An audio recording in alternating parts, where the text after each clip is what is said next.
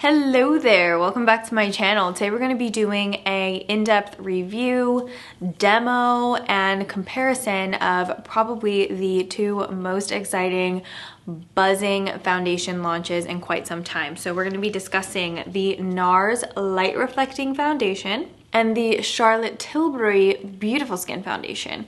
This video is not going to be about whether or not I think you should buy one or, I like this one better than the other one, this, that, and the other. This is literally just me combining this information into one video because I've been testing these foundations both for almost an entire month now, and I do know that they were launched around the same time and a lot of people are comparing them. I'm not here to tell you which one is better than the other. I'm just here to consolidate all the information into one video so that if you are perhaps debating between one or the other, maybe the information I give you can help you make that decision. So let's just get started off with shade range and discussing a little bit about that. So in the NARS Light Reflecting Foundation, my typical shade is M4, which is Barcelona.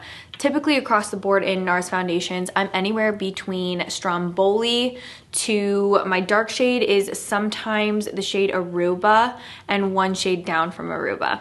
Y'all know I'm half Filipino. I get pretty dark during the spring and summer, so I do like to have a little bit of range in the types of shades that I have on deck in case I need to switch it up a bit.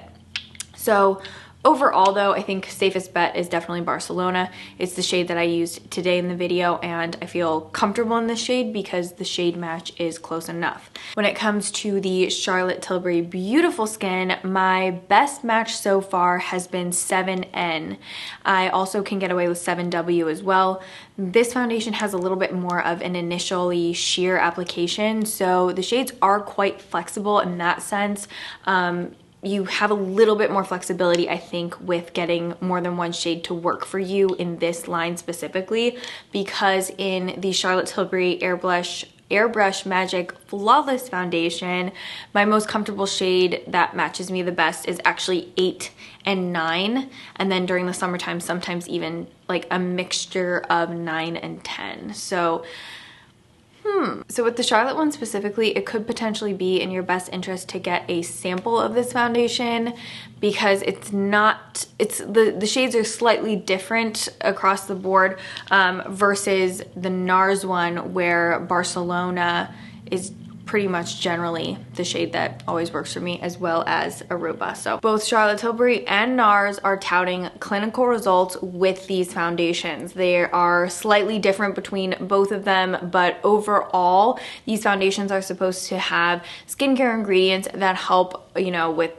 dullness, texture, dark spots, skin hydration, slowly give you skincare benefits over time by using these foundations. I don't notice any difference with any of that with both of these. Perhaps I don't wear them long enough, but I also do think it's important to note that for me personally, if skincare results are what you're looking for, I don't think you're necessarily going to get the best skincare results from a foundation. You're better off investing in actual skincare, but overall, that's what they are advertising. So perhaps for some people, added skincare benefits could be really important to you. So I just thought I should mention that. I will show you the applications, the clips of that right now, and then we'll meet back and discuss my thoughts and my comparisons on foundations. I've got about a pump and a half in the palm of my hand. We're gonna do one side with the Beauty Blender and then one side with a brush, just so you can see the way it applies. I only have my Pond's Dry Skin Moisturizer on. One side, I like to start where I have the most hyperpigmentation and need the most coverage. We will blend this side out with a Beauty Blender. The NARS foundation has a lot more of almost like a thin serum-like formula. So it's not particularly creamy. It's also not particularly, fluid and watery. It really just feels quite serum-like to me. So if you've used other serum foundations, that's what I think you can compare it to the most in terms of formula and just the way it feels on the skin. It doesn't set down particularly quickly either, so you do have a fair amount of time to blend it out. You won't feel like you have to, you know, blend it out really quick. Like right now I'm just leisurely wiping my hands off on a wash rag so that I don't get foundation everywhere. And then this foundation brush is the Sephora Pro Foundation 64. I always like to do a little bit of this like pushing motion to push the foundation into the skin before we start blending. That way you're not just, you know, swiping it around everywhere. And honestly, this formula is really easy to work with. I personally feel like application method is gonna come completely down to personal preference. There's no visible brush strokes on the skin. It still looks really nice and natural. And overall, when I use a brush versus when I use a sponge with this foundation, I really don't notice a difference in the way that it actually sets down on my face. So here's one light layer of NARS Light Reflecting.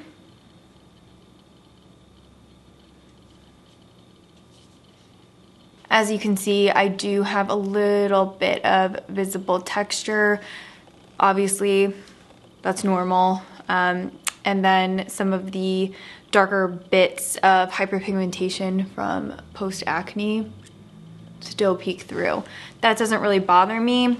I feel like it just kind of looks like freckles or something, so I'm not particularly bothered by those. But if you do want to see you know, how this is going to build on top of that, I'm going to show you. So I'm going to take another pump, and you can see a lot of product does not get dispersed from the pump, so you're not going to go overboard with how much you use. But when you're using it to build up coverage on specific areas, this is when you're gonna want to probably use a sponge, because it's just gonna give you more control and help you keep that product exactly where you placed it. I'm gonna take a pump of Charlotte Tilbury. A lot more comes out in one pump of this foundation. And perhaps you can see, I feel like you could see this a little bit better. This one's a lot more almost like thick, kind of like gel-like in formula compared to the NARS one. I like to start applying it right where I need the most coverage at first. And with the Charlotte Tilbury one, I'm sure you'll see right away, it looks a lot more dewy. It's also got like a noticeable amount of pearl going on in the finish. With the Charlotte Tilbury foundation, you definitely want to do a little bit more of a buffing motion. I do find that stippling too much will leave very noticeable brush strokes throughout the foundation. I'm gonna be honest, even when I'm doing the buffing motion, I feel like sometimes the brush strokes you can really see. I also feel like right off the bat with the Charlotte Tilbury one, you can see it's got a little bit more of a noticeable luminous finish to it. So here is one layer of the Charlotte Tilbury foundation. We'll build up just a touch more so you can see the build up. We'll build up just a touch more on the areas with hyperpigmentation. I'm going to just stipple it onto the discoloration like this. And then to really work it into the skin, I'm just going to push it in with the sponge. I think one of the biggest differences you can tell just by these side-by-side applications is that just the amount of pearl the Charlotte Tilbury one has. You can really see the light reflecting off of the skin, and it just has so much more of a noticeable strobe. It's got a lot of that light reflection built into the actual formula. Now that you've seen the demo shots, you can definitely tell that the Charlotte Tilbury Beautiful Skin sets down, and the finish of this foundation is noticeably more pearlized, more luminous. It's much more glossy and almost like a shiny finish on the skin in comparison to NARS Light Reflecting Foundation.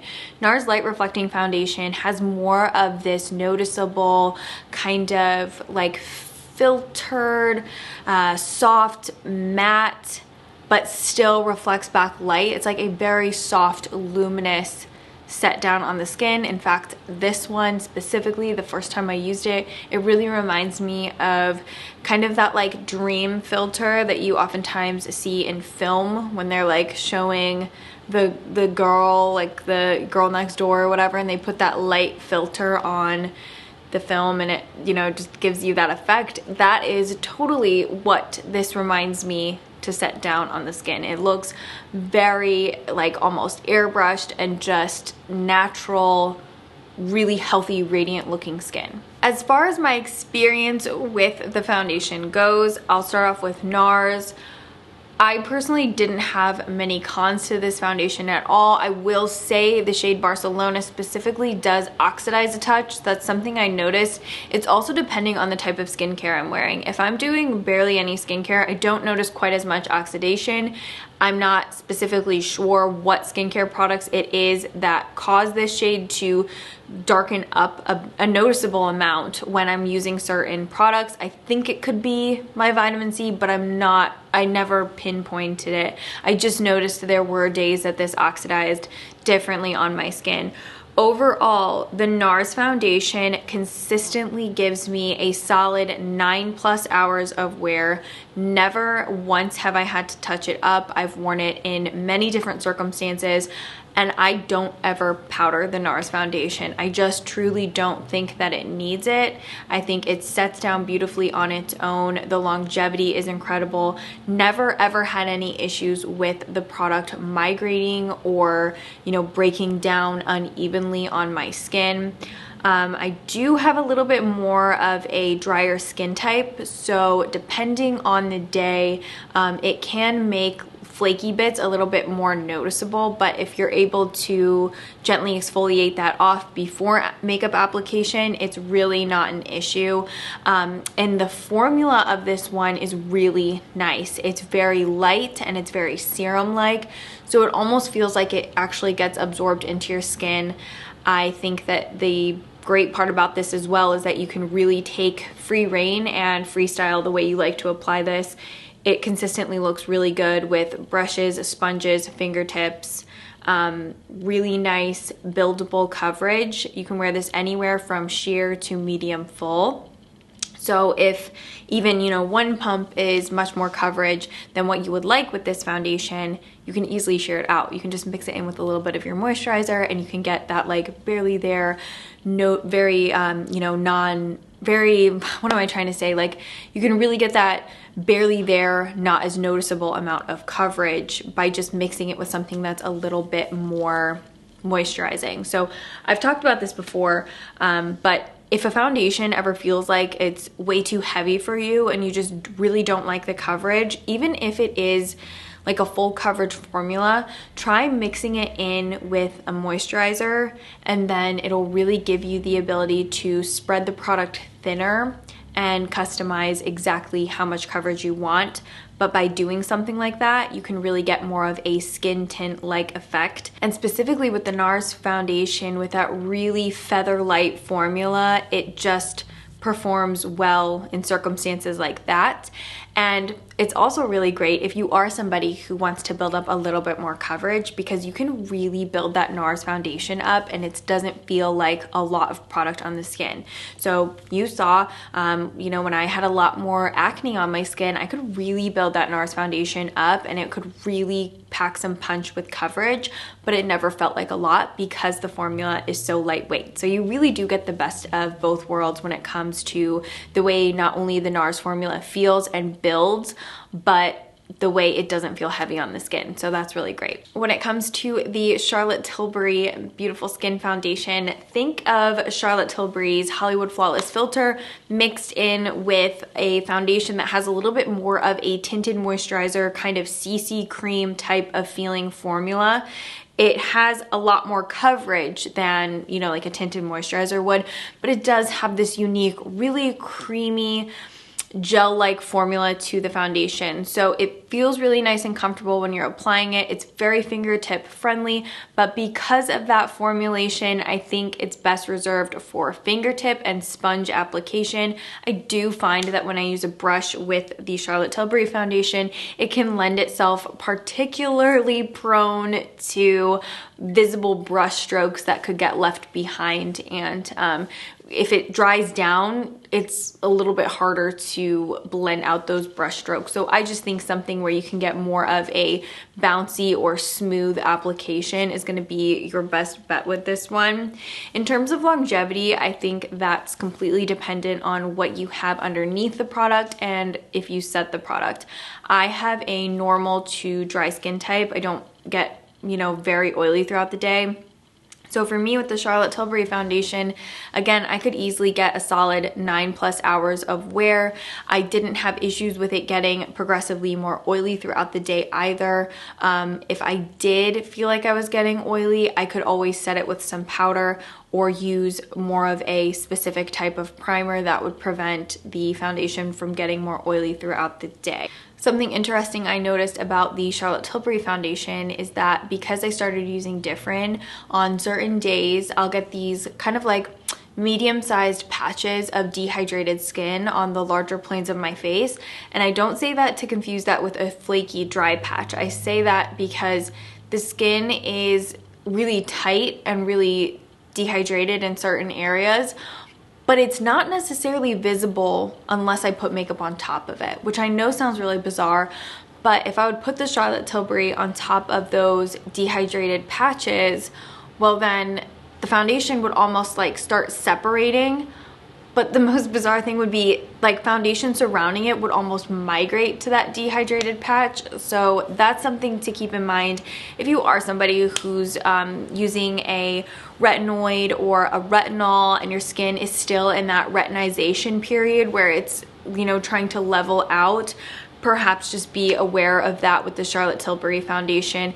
It's not an everyday issue for me, but if I do find that I have those dehydrated patches on my face, I don't reach for the Charlotte Tilbury one, which is honestly kind of strange because I thought that the moisturizing kind of creamy formula of the Charlotte Tilbury one would be great for hiding that type of stuff, but it just brings it to light a little bit. When it comes to these foundations, I still prep and prime pretty much the same way as I do with any other foundation, but by far with these types of foundations where they're more skin-like in finish, my favorite foundation primer, I don't know why I couldn't get that to come out, my favorite foundation primer has definitely been with these, the Giorgio Armani Luminous Silk foundation primer. Why can I not say that?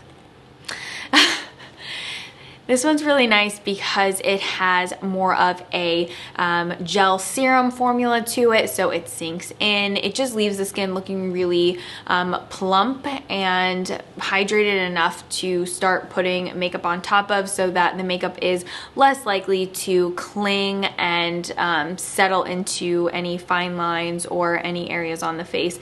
Just overall gives you this really nice hydrated soft base to start putting foundation on top of. So by far this has been the one that I found myself reaching for the most consistently when I'm wearing those.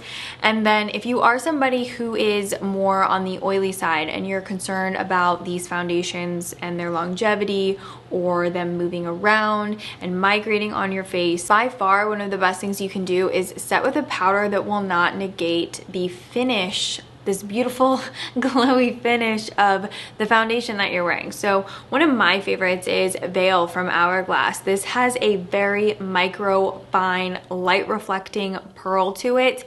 It is barely detectable, and the great thing about that is this will set your makeup, keep it in place. It's going to help prevent makeup migration and makeup breakdown, and it's also just going to give you this really soft airbrushed finish without taking away from the natural shine that your skin has. If you were purchasing the Charlotte Tilbury Beautiful Skin or the NARS Light Reflecting Foundation, then obviously you do really crave that luminous, healthy looking skin. You don't want to go in with a completely mattifying powder, because that's just going to take away from the qualities of the foundation and the reason that you purchased it. So I do think that this powder is a safe bet. There are much more luminous finish powders on the market that you can get that will give you a more luminous finish, but you really don't need that with these foundations. You just want something that's going to keep the look of the foundation without making it look even more luminous or taking away from it and completely making you look matte. So the Hourglass Veil powder is absolutely, I think, one of the perfect powders to pair with these foundations, and you don't even have to put it all over the face. Avoid the planes of the face if you don't particularly get oily there. Just put it in the T-zone and under the eyes or anywhere where you feel like you need that extra added insurance. So these would be like my recommendations for prep and set with these foundations.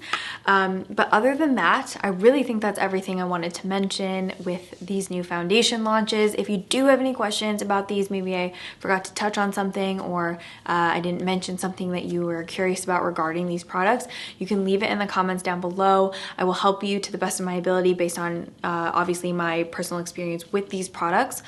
But other than that, that is really everything I wanted to mention, and I will see you in my next video. Let me know if there are any other new launches that you really want to see me talk about. And yeah, I'll see you in my next one. Bye everyone.